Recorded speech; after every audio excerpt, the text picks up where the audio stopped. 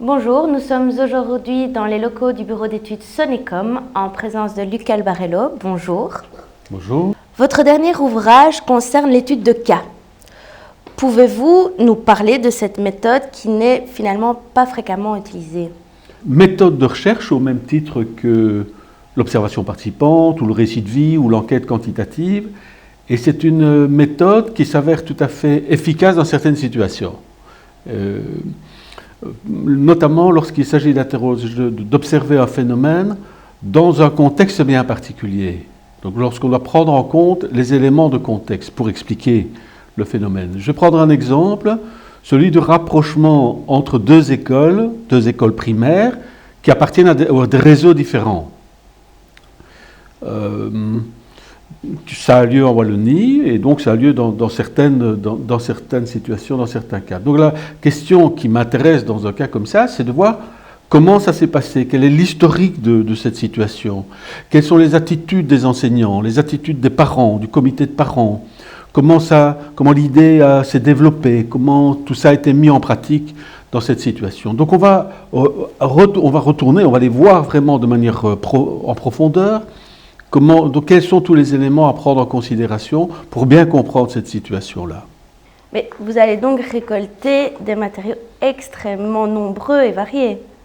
Voilà, donc on ne va pas simplement s'intéresser au dire des individus, donc aux paroles, on ne va pas seulement faire des interviews d'enseignants ou de parents ou de la direction, mais on va récolter le maximum d'informations, que ce soit des interviews, que ce soit des comptes rendus de réunions, que ce soit aussi une observation directe du site, voir les comités de parents, etc. Donc récolter le maximum d'informations susceptibles de nous informer sur l'historique du site, sur la manière dont ça s'est déroulé, sur les effets de cette situation de rapprochement des deux écoles, pour reprendre cet exemple-là.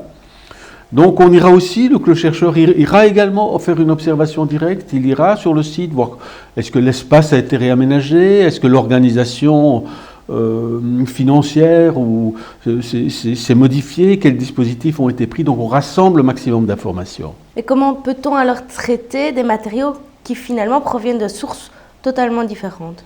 Ça c'est vraiment la question centrale, comment mettre sur le même pied des résultats d'entretien, un flyer, une affiche, un message qui est passé sur Internet, un message qui a été diffusé à la radio, etc. Donc c'est vraiment la question.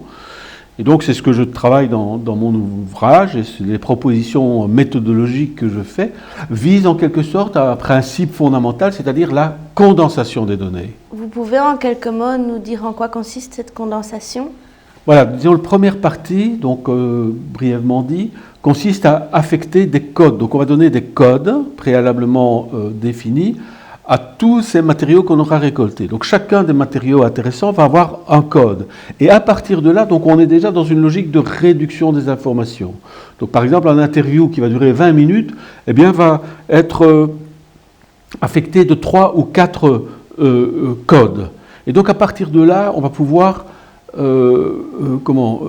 typologiser les informations, on va pouvoir les classer, on va pouvoir les organiser petit à petit dans le sens de cette réduction et de cette condensation dont je parlais. Sur cette base-là, on va pouvoir réaliser alors des graphiques, des figures, et donc on va pouvoir avec une dizaine de graphiques, une dizaine de figures, être très précis sur le fonctionnement de ce cas, le fonctionnement de ce site, son historique, comment ça s'est passé, etc.